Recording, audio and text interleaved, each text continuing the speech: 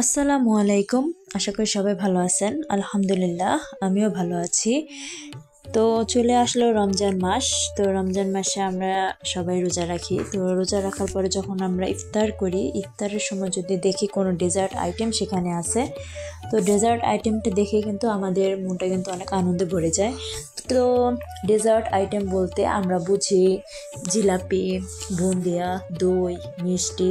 তো এগুলোর যে কোনোটা থাকলে কিন্তু আমাদের কিন্তু মনে অনেক আনন্দ আসে যে ইফতারের সময় একটা ডেজার্ট আইটেম খেতে পারবো। তো সেরকমই আজকে আপনাদের একটা ডেজার্ট আইটেম তৈরি করে দেখাচ্ছি। তো খুবই সিম্পলভাবে দেখাবো। সেটা হচ্ছে মাটির চুলায় আপনাদেরকে ডেজার্ট আইটেম বা বুন্দিয়া তৈরি করে দেখাবো।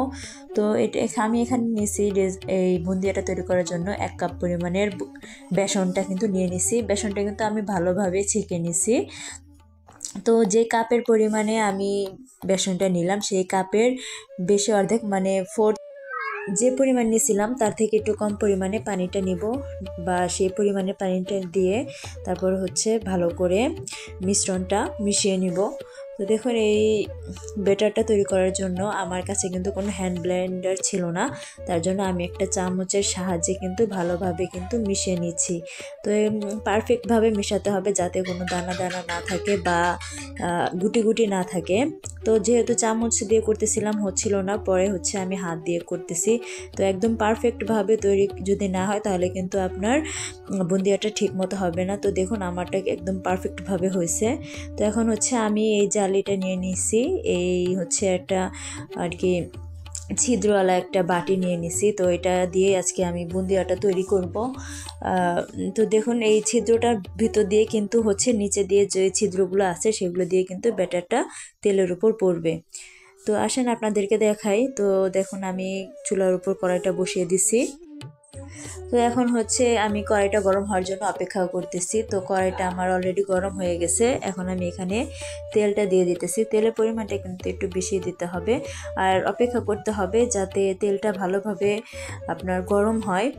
তো দেখুন তেলটা গরম হচ্ছে কি না সেটা আমি ট্রাই করার জন্য চামচে সামান্য পরিমাণ একটু বেসনের ব্যাটারটা নিয়ে নিয়েছি। তো দেখুন যেহেতু তেলে ফোঁটাটা দেওয়ার সাথে সাথেই আমার ব্যাটারটার টুকরোটা আর কি উপরে উঠে আসলো, তো তাহলে বুঝতে হবে যে আমার তেলটা গরম হয়ে গেছে। আর যদি আস্তে আস্তে আসতো তাহলে বুঝে নিতাম যে না, তেলটা গরম হয়নি। তো যেহেতু তেলটা আমার গরম হয়ে গেছে, তো দেখুন এই বাটিটা আমি কড়াইয়ের উপর বসিয়ে দিছি। দেখুন সামান্য একটু ফাঁক রাখছি যাতে আস্তে আস্তে এটা কড়াইয়ের উপরে পড়ে। যেহেতু বাটিটা নাড়াচাড়া করা যাবে না, কারণ নাড়াচাড়া করালে কিন্তু আপনার যে বুন্দিয়ার যে সাইজটা সেই সাইজটা কিন্তু ঠিক মতো পড়বে না। এর জন্য এটাকে ফোটা ফোটা পড়তে কিন্তু একটু সময় লাগবে, সেই সময়টা কিন্তু আপনাকে ধৈর্য ধরে থাকতে হবে। তো দেখুন আমার এখানে পড়ে গেছে। তো আমি এখন ভেজে নিতেছি ভালো করে, এভাবে নাড়াচাড়া দিয়ে তেলে ভালো করে ভেজে নিতেছি যাতে একটু হালকা লালচে লালচে করে ভাজা হয়। তো দেখুন আমার কিন্তু ভাজা প্রায় হয়ে গেছে। এখন হচ্ছে আমি সেটাকে তুলে নিচ্ছি।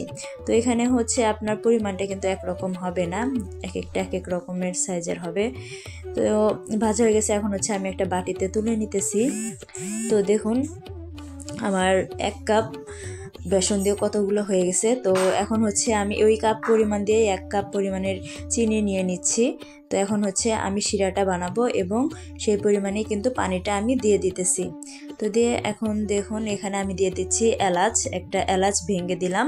তো আপনারা চাইলে কিন্তু এখানে ঘিও দিতে পারেন, তাহলে কিন্তু ঘ্রাণটা কিন্তু আরেকটু সুন্দর আসবে, মনে হবে যে ঘিয়ে ভাজা হচ্ছে।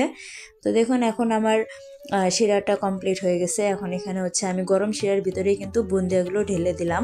তো ঢেলে দিয়ে এখন হচ্ছে আমি একটু ভালো করে নাড়াচাড়া দিয়ে দিব। তো দেখুন আমি এপাশ ওপাশ করে ভালো করে নাড়াচাড়া দিয়ে দিচ্ছি গরম গরম শিরার উপরে। তো দিয়ে এখন হচ্ছে আমি এটাকে নামিয়ে নিব। তো আমি নামিয়ে নিয়ে আরেকটু ভালো করে নাড়াচাড়া দিয়ে নিচ্ছি। তো দেখুন আমি আলতো আলতো করে চেপে দিচ্ছি, চেপে দিয়ে এরপর হচ্ছে আমি এটাকে ধুয়ে দেব প্রায় 10 মিনিট বা 1 ঘন্টা রেখে দেব। যেহেতু 1 ঘন্টা রাখলে হবে কি যে শিরাটা আছে সেই শিরা পুরোটা হচ্ছে আপনার বুন্দিয়ার ভিতর ঢুকে যাবে। তো দেখুন আমার বুন্দিয়াটা কিন্তু অলরেডি রেডি হয়ে গেছে। তো একটা আজকে আমি আপনাদেরকে ভেঙে দেখাই, একদম সফট এবং হচ্ছে আপনার খেতেও কিন্তু একদম কি বলবো দোকানের মতোই হয়েছে। তো দোকানে হচ্ছে রং দিয়ে তৈরি করে বা আপনার যে ফুড কালারটা আছে সেটা দিয়ে তৈরি করে। তো আমি এখানে কোনো ফুড কালার ইউজ করি নাই, কারণ ফুড কালারটা আমার কাছে হচ্ছে স্বাস্থ্যসম্মত মনে হয় না, যেহেতু আমি আমার ফ্যামিলির জন্য তৈরি করছি।